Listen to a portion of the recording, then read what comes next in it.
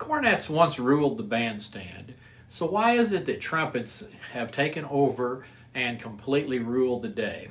The cornet has almost gone the way of the dinosaur, while the trumpet is played in every school and every university. That's not to say that the cornet is never played. It's played in brass bands and some kind of niche contexts, but it isn't preferred. It is the trumpet that is now preferred. Let's take a quick look at the cornet. You have this. This is not a beautiful example of a cornet, but it's an old one, and it's one that kids would have started on back in the early 60s. And the cornet has a distinctively different sound than the trumpet does. So in the 50s and 60s, you would have started probably on a cornet in school, but by the 70s, you was going to start on a trumpet, very much like this one. And you see the trumpet is longer. It also has what they call a cylindrical bore. So the bore stays the same size for a long distance of the tubing, and it gives it a brighter sound, and that's really the primary difference between trumpets and cornets. Historically, something happened that caused the trumpet to become preferred over the cornet. The cornet in the early days was considered, it had a sweeter and more lyrical sound. Let's take a look at the kind of a sound that you get out of a cornet.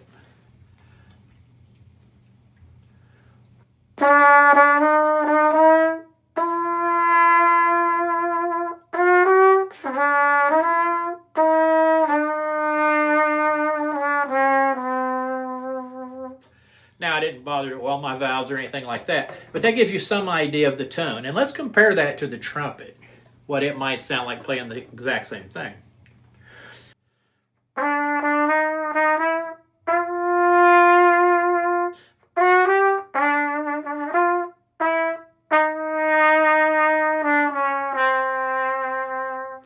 Okay, with the trumpet, you kind of hear it's a brighter sound. It's more projecting.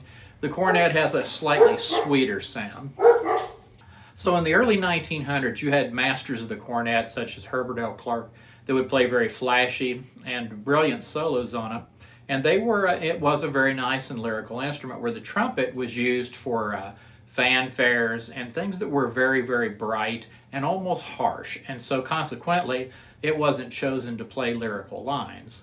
What happened, though, is that the trumpet and the makers of trumpets, they decided to make it more cornet-like and to be able to play more lyrically, and they changed the mouthpiece primarily to the C cup, and that's a wider rim, and it caused it to get a mellower sound. Now, the mellower sound of the cornet actually comes a lot from its conical bore. The conical bore of the cornet, what that's saying is the tubing starts from a very short distance to start flare and getting bigger, and it causes the sound to mellow out. It just makes a less projecting and kind of a sweeter sound, like a euphonium has. And so consequently, that's the reason that the cornet was preferred when people played lyrical things. In time, trumpets evolved to become less of even though they can still play brilliant parts and excerpts and fanfares, they came to be able to play lyrically as the cornet could. And so it made almost a two-in-one instrument, almost getting rid of the need for the cornet. Louis Armstrong was one of the early persons that changed from the cornet over to the trumpet, and swing bands did the same things. The big band era really brought out the brilliance of the trumpet, and then by the 40s, your professionals often were playing on trumpets rather than playing on cornets. Now it takes us into the school bands, where in the 50s and 60s, they were still using cornets in school bands. But by the time I started band in the late 70s, we had gone to trumpets, and I started out on a trumpet. And so the evolution was complete by that time. The thing about it is that it really has everything to do with the sound of the instrument and the ability for it to project. And that's the big key, is that when you want an instrument that will project, your trumpet fits the bill in both cases.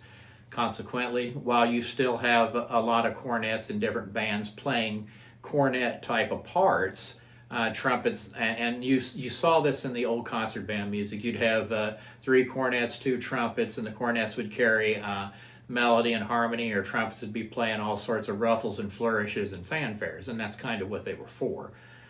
And so the difference is then that you just have two completely different sounds.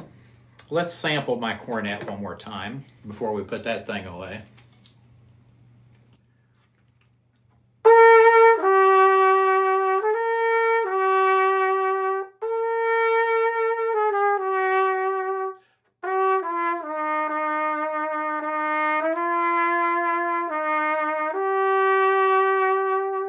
Let's do the same thing with the trumpet.